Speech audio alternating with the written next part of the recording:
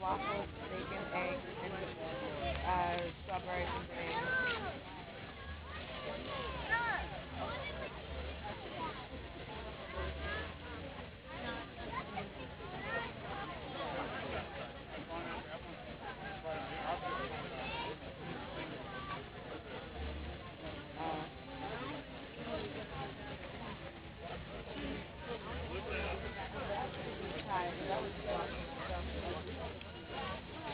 I said, let me call because you always coming.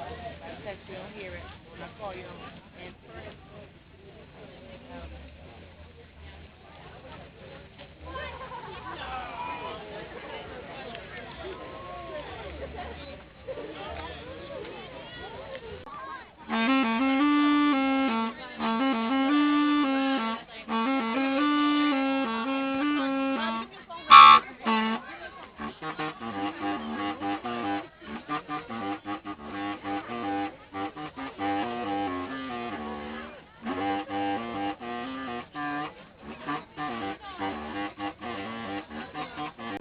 The story is that by some coincidence I was Googling one day and I saw that the reservoir at Druid Hill Park was going to be 150 years old in 2013.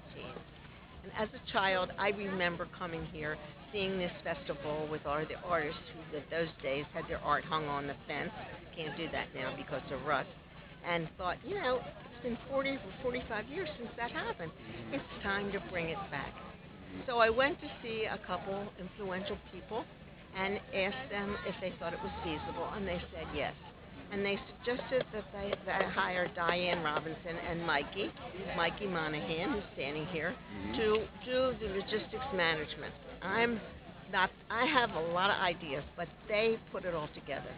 So we met, we walked around the lake, we thought it was a great idea, we thought it was a great place, and we decided to go to work on it. And they told me, you just get the money and we'll do the rest. So I've lived here for my whole life, and I know a lot of people here. And I sat down and wrote a lot of letters with help from a young woman at Parks and People who became our fiscal agent because we weren't a 501c3. And I must have written a pretty good letter. The letter had an enclosure of what the old art show looked like. And a self-addressed envelope, because my husband always said people's envelopes get paid first. And I wrote maybe the first time 125 letters.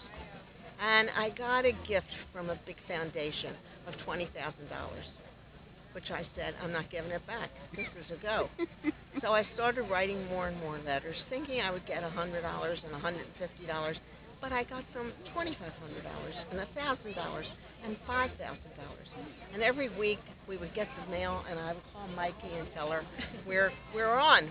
We got X, which we had a budget of $65,000 to $75,000. The reason I did this was fourfold. The first one was I think we should celebrate the lake. 150 years in Baltimore is something worth celebrating. The second reason I did it was I wanted people, I think 83, the construction of 83 divided the city, and it was very difficult to get to this part of the city. And a lot of people hadn't been here in 40 years, and I wanted them to see what a legend, what a treasure the park is. And then I wanted to give the burgeoning artists in Baltimore, from Micah and Station North and all the others, a chance to distribute and to display their work. The fourth thing I wanted to do was I wanted to bring the city together.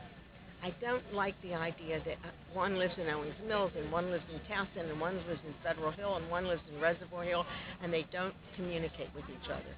We all live in Baltimore, and I wanted this to be a celebration of Baltimore, a sort of a growth from the old art show and a combination of that and the old city fair we had, but not like Artscape. Artscape is really for younger people who like rock and all that other stuff. I wanted people to be able to bring their dogs, bring their children, bring their families, bring their grandmother, wheel her around if they have to, and enjoy and meet each other. Well, let me compliment you on your glasses. It's rather artsy. Thank you. They are. They are. Some of the Ravens' colors. That's right. They are. No, Mikey. Yeah. This is a big thing for you. How did you do it? How did we do it? A lot of emails, a lot of planning, and She's very, very efficient and follows through. Well, I heard we heard Barbara's idea, and quite simply, we had the vision, and from her, and we just started making the vision come alive.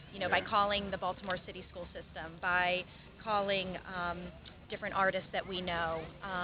Then, of course, all of the logistics that go into it. The tenting and the right. You have relationships And then we came up with some ideas, like the Droodle Doodle contest, where we went to the city schools and asked them to have their kids participate in a Droodle Doodle contest. And we have a tent with all the Droodle Doodles, and then made T-shirts with the Droodle Doodles and sold them and gave them to some people. The other idea was the Distinguished Artist Group. Correct, yeah. That was to bring people back to see what artists have accomplished who were in this show at one time. People like Joe Shepard, Betty Cook, Herman Merrill, who have all made a name for themselves, and they started just like this. And it made it also, I think, brought up, it was like a mini museum. It was someplace to go, not just to buy this stuff, but to see other stuff. So it was a celebration of the arts. Also and performing arts as well. Performing arts are next, because we got the Orchids and Booker T. Washington, Peabody to do music all day. Every hour there was music going on, and that made it fun. And the food trucks, there was always something to eat. They had long lines. I think they did very well. If we do it next year, we'll have to have twice as many food trucks. Is the weather affecting any of this? You know what?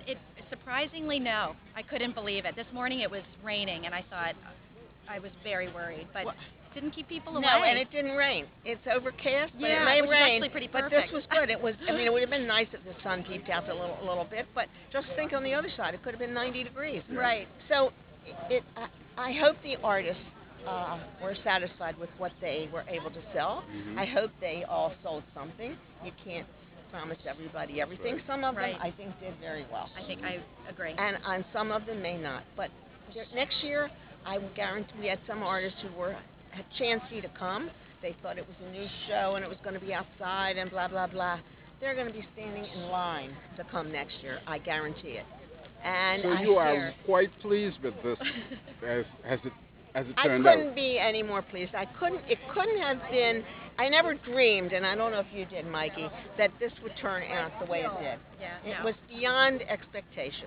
Beyond expectation of raising the money, beyond expectation of the community, and beyond. There were only two things I wanted: no rain and no incidents. And I think we accomplished both of those.